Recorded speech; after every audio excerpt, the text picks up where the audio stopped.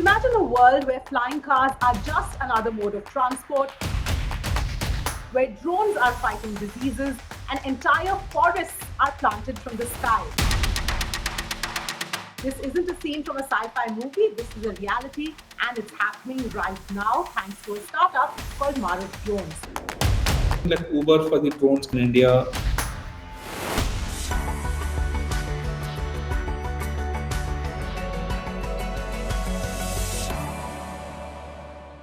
I'm Avni Raja, and on the show today we have Marut Drones co-founder Prem Kumar, whose team is tackling some of the toughest challenges we face, one drone at a time. Prem, thank you so much for joining us and welcome to the show. I have to first off ask you, from filmmaking and Rasta Studios to drones, I'm really curious to hear that story. Was there actually a light bulb moment when you realized that drones could actually help solve some big challenges? Hi, thank you, Avni, and thank you, everyone. So I've been in entrepreneurship more than like 15 years now. We have started the production house to make one of my friend as a director and as a filmmaker. Uh, for that, we have started that, and in the course, we were using drones for multiple, like carrying cameras, carrying some big cameras, small cameras, and doing a lot of aerial cinematography kind of a work. And the Marut has originated by in the process of what we were doing as a documentaries, and we were doing it. So in 2015, we made a documentary on majorly farmer suicides and farmer. Then another was the other trigger point was trying to solve the dengue malaria as a use case. So first, majorly dengue malaria was one of the key reason for us to initiate how can we use drones for any of the eradication of this dengue malaria or mosquito larvae kind of a stuff. And while we were doing it, we had made a film called Mitti. It's a back to roots as a theme. So majorly in that we have seen the episode of Cancer Train. A train every day goes from Punjab to Rajasthan. Majority of people, farming community who travel for the treatment of the cancer. And then we understood it's not exceptional only for Punjab or Rajasthan. Every part of the country where people who are in agriculture in the post 45s, post 50s are prone to cancer. And because of access directly to the chemical, it is falling on them. They're inhaling, they're having food, water in the environment where the pesticide has been sprayed and everything. We thought, can we disconnect this access for the human person, and can we make it a little more better with the technology? Then by then we had drones. We were using drones for the spraying larvicides or doing certain kind of identification where the mosquito menace and trying to do the specific there. So we thought, why can't we use them into more of agri? Then agri had its own kind of the challenge of anything what you touch in agri or medical, you need scientific validation, scientific trials. What has happened in 2022, COVID has hit. A lot of people have started understanding how drones can be useful for disinfection, for delivery of medicines, vaccines. And there was a popular issue was a locust attack, which was happening in Rajasthan, Jaipur, the Punjab kind of a region. So we effectively used drones for the controlling the locust attack. That's where the government of India got focused a little more on drones, and by then drone rules were coming in India. So that's where we see we have started with one use case, but we have, over the time we have created multiple use cases. Right, It can be right, dengue malaria, it can be afforestation, it can be medical right. delivery, it can be agriculture. But we see among all agriculture has picked up more, and we are pushing more in agri at Right. present. So we'll get to all the specific use cases in just a bit. But Prem, for somebody who is new to Marut Drones, how would you explain it? What Marut Drones does in a nutshell? So, Marut Drones is a leading drone manufacturers. We are an OEM and manufacturer as a Marut Drones. But to, before anyone wants to buy the drones, they want to learn or want to use it. So, we have our own drone training school. Similar to your driving license, we give a pilot license for the users. As a company, we have four verticals. One is manufacturing, where we are selling. Second is a training, as a drone training. Third, we are doing a lot of customizations. A lot of people come for us with the problem statements, and we build the products. And fourth is all your drone as a service. Basically, we are providing drone as a service to end farmers, or we are trying to bring lot of village level entrepreneurs, provide them a training drone and make them to do service to a farmer. We are becoming like Uber for the drones kind of stuff in the service. So let's talk now about all of the use cases and start first with the agriculture aspect. That's one of your big focus areas, advanced agri drones, and that's really interesting. Can you walk us through some of those real world examples of how this technology is changing the game for farmers? Any success stories that you can talk about? See, definitely the among all the sector, farming, agriculture as a sector has not seen a digital adoption or digital transformation, and they are going through a lot of challenges. One side, every time we listen, we depend a lot on Russia, and we depend.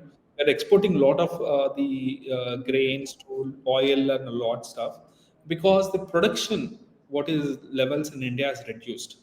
If we don't realize the sector and adopt the technology or mechanization, we'll be definitely depending on export market itself for every for basic rice to any of the pulses or any of this the oil and other what we are seeing.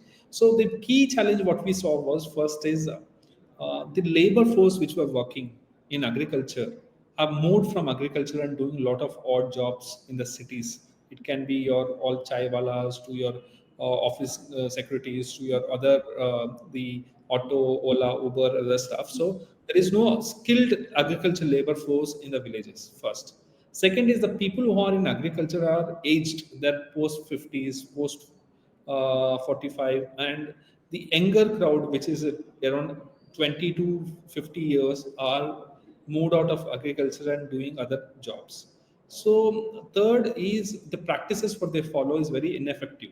They've been using the practices which were they have learned from their parents or from their neighbors in the villages. There is a definitely a need for the farmer. The drone is trying to help him. Second was the water dependencies. If they were spraying 100, 200 liters per acre, when it comes a drone, it is coming 8 to 10 liters per acre. What they were spraying for 4 5 hours, we are doing in less than 10 15 minutes. So that is also is trying to solve the duration.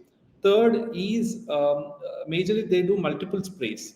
So what is happening is traditionally they might lucky 1 2 times, but when there is a pest or disease, the availability of the machine, availability of the person is becomes a very challenge in the rural areas. That's what we could able to do with the drones. We are able to solve where we are creating village level entrepreneur. He is buying, is getting trained, and he's providing service to the farmers. So today Right. in agriculture, we have automated around 6 applications.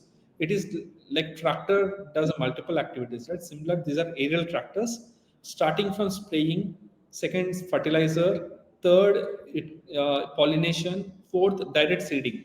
It is replacement to your transplantation, what you do in paddy. And fifth is a crop monitoring, and sixth is a thermal fogging. All these 6 applications can be done with one drone. The other aspect I wanted to specifically ask you about was, the zap drone. The mosquito menace is such a persistent problem. Many people have tried to tackle it with mixed results. But the zap drone seems to be like it could be a game changer. Can you walk us through how you're approaching this issue and how much of an impact can this solution actually have in controlling vector-borne diseases?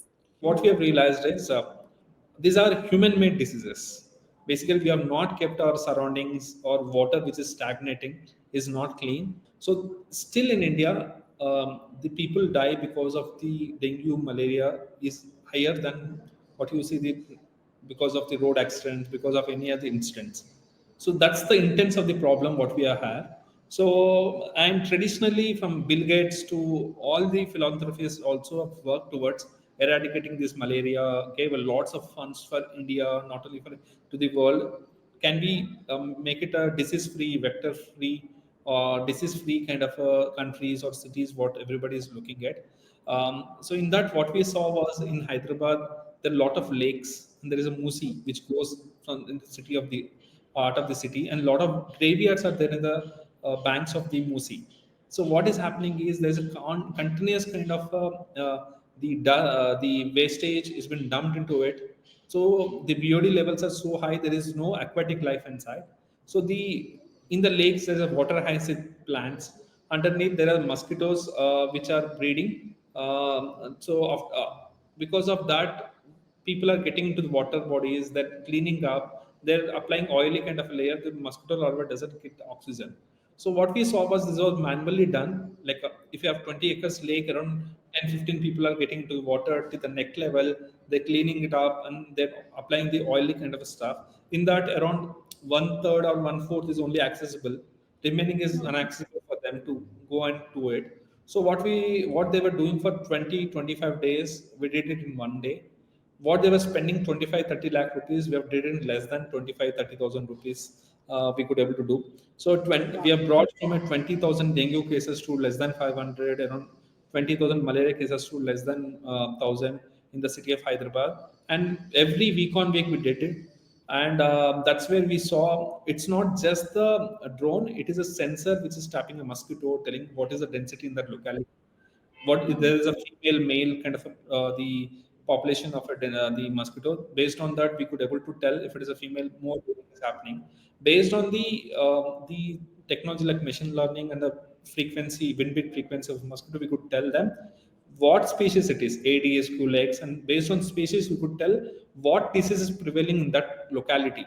So what is happening is when you have in the month of August, September, when you go to any hospital, doctor is doing guesswork. Or it might be chikungunya, it can be dengue. And in the end, you're spending 50, 60 or a lakh rupee in all the diagnosis and treatment. And the medicine is just a dolo what they give. So what we're trying to do is we give a very granular data. So when you're going to a doctor, he'll ask you locality and he'll check which the species or the disease prevailing more, and he'll directly do the diagnosis. We could able to reduce the medical expenditure for every citizen. And we brought this sensor, IoT sensors, drone, analytical platform all together as a comprehensive platform and a technology to provide for this thing. But it took us 5 years to build one slowly and understand the problem more. Let's also talk about flying cars, Prem. It's such a cool and futuristic concept. I think somewhere a lot of people felt that by now we would see the skies dotted with flying cars. I guess for those of us who've grown up on Jetsons, it was the impact of that as well. But you're close to making this a reality. So, like our parents saw bus station, railway station, and we ourselves saw airports.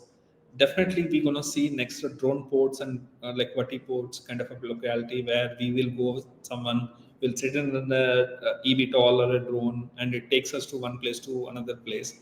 So when we saw these eVTOLs, what is happening outside India, we saw what is happening in China, Germany, US, and even the countries like Japan, other localities. So we partnered with a company called Skydrive, which is in Japan, where Suzuki has been funding them.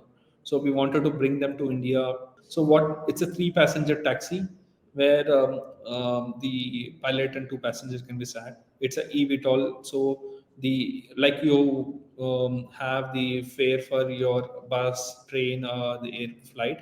Similarly, we are targeting a 150 rupees to 200 rupees per kilometer kind of a thought process. So Okay. first we'll start with the tourism or organ transportation or mobility of the people from for up to 50 kilometers. So we thinking it to this year in 2025 they're doing it trials in Osaka in Japan, air mobility trials and doing it.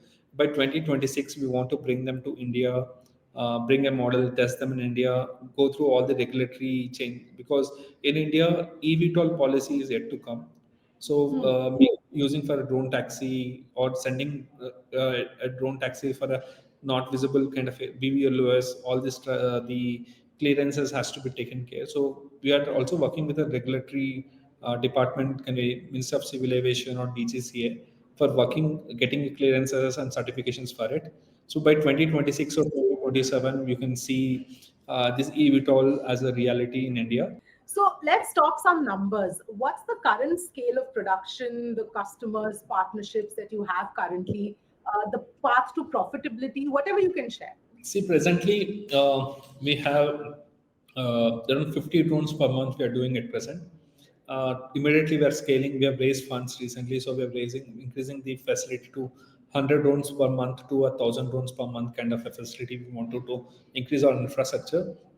Majorly, we are also looking at bringing more new models, not just in agri, in other applications, in industrial applications like firefighting, surveillance kind of a models. Where in agri also we wanted to go with heavy, bigger drones which can carry 30 kgs, 50 kgs, and do the applications, different applications what we do at present. So we have a roadmap where we are want to be present in 14 states, which we are working at present, and have a physical presence, have an after sales network, so that we see 50% is a sale, another 50% is after sale, what is important. So Right. we are looking at making people use this technology, push more drones into the market. And any kind of revenue projections that you can tell us about, and specific segments where you really see the revenue coming from? So presently, last year we did around 25 crores of a revenue. What we are looking at is in the next 5 years to touch 1,000 crore kind of a revenue. What we are looking at, and the sectors at present in like defense, we are not in defense. We are in civilian space. We are focusing agri as one vertical. At least in civilian space at present, agri is only the prominent vertical, and training people itself is a small component for us. But we see industrial applications like surveillance, firefighting, inspection kind of a things will kick in. So Right. majorly, but all our projections, all our stuff is based on the agri as a sector at present. So, drones on a large scale is still pretty new in India, and regulations are a big part of that puzzle. On that front, where do things stand right now, and what kind of regulations or changes would help the entire industry and startups like yours? See, India has been very proactive. Thanks to COVID, COVID has really helped the sector as a drone sector. Because of that, what it was supposed to take for 10 years, it has fastened it for 2, 3 years. So one is India has realized this technology is very important because of defense, because of counterparts like Pakistan and China has been constantly challenging us with the drones, and India is also wanted to show that they are not lesser than what they have seen with the countries with the China. So we are competing with China in terms of what the technology and other stuff. So India brought drone rules, simplified the like made drones are very useful equipment, and can be we could able to use drones for certain applications. And then they brought certification process so that you can become a manufacturer, you can sell a drone similar like automobile. The drone will have a unique number, you can receive a loan, subsidy, insurance, all the aspects like automobile at present. Then the present the regulation is only visual line of sight. The drones can be used only for a, whatever up to 400 meters visual line of sight activities, but it's a limitation what we could see. So that's where we constantly talking with the regulatory like DGC or Minister of Civil Aviation that open for BVLOS, beyond visual line of sight, because we already showcased the capability, we already demonstrated the capabilities for medical medicines, vaccines, delivery for 40, 50 kilometers. So to make it as a norm for regular practice, it has to be a BVLOS, beyond visual line of sight kind of a certification, clearances, training is needed is one thing. Second, earlier the training was mandatory, should have a passport, and we were dealing in the agri space where passport is very challenge for every citizen. So we made them come out of passport and have any ID proof instead of either card or any other government ID card. They could train. Earlier it was in only English. Now it has become in regional language. We can teach them, explain them about drones, or give a license for them in the regional language. So they are very dynamic and very proactive for industry. And we have very young dynamic minister like Ramon Naidu sir, who is a Minister of Civil Aviation minister, and even both Minister of Civil Aviation DGCA, they're constantly listening to industry, and they're making a lot of amendments, lot of changes as per the industry kind of the input, because they see this as a sector as a sunrise sector, creating a lot of employment in India, employment in rural areas, and also brings a lot of change in different sectors of the government. It can be mining, it can be railway, it can be science. in law enforcement, it can be in agriculture. So they have identified around 10 plus sectors where drones can be used, and they've made a mandate. Now in mining, there is a compliance mandate in mining, NHAI, or in railways, there's a mandate where you have to use drones compulsory. So there is a good potential for India to become like what India did in IT. They become more of we were the people to send people to any part of the world, technical people, like even we're looking at drone engineers, drone technicians for repairing drones or flying drones. People will learn in India, go and work in Australia, go and work in US, go and work in any part of the world, and the talent pool for the world is what we're looking at with this industry. Obviously, the possibilities are infinite here, and as the regulations get clearer and more in shape, there will be more and more players coming into this space. Is what the possibilities are. Obviously, you have a first mover advantage, but aside from that, how do you plan to stay ahead of the kind of competition that we could potentially see? See, we never worried about the competition because we feel more people, more bigger coming into industry is more better. More the industry is very nascent, as you said, and it's very early years of the industry. Example, you take tractors. It took 15-20 years. What you see tractors today as a you've been listening tractor in every village and every household. To become like that, we need bigger players, more players to come. Even international players also will come. So basically, there's enough work. Example, in a year, around 15 to 20 lakh tractors have been sold. More than 10 lakh tractors have been doing on resellable kind of a model. So to get that, it took 20 years for them with this kind of the volume. So as a drones in agriculture particularly, in tractors there are 40 OEMs which are taking this 20 lakh kind of the month yearly kind of volume. So we feel in agricultural drones at least you need 20 plus OEMs to Right. cater the 10 lakh or 20 lakh in next 5-10 years kind of a thing. We won't take 20 years, but we will take the 10 years to catch up what tractors are today. That's why we say we are very similar to a tractor in agri. We are like aerial tractors, and we see more.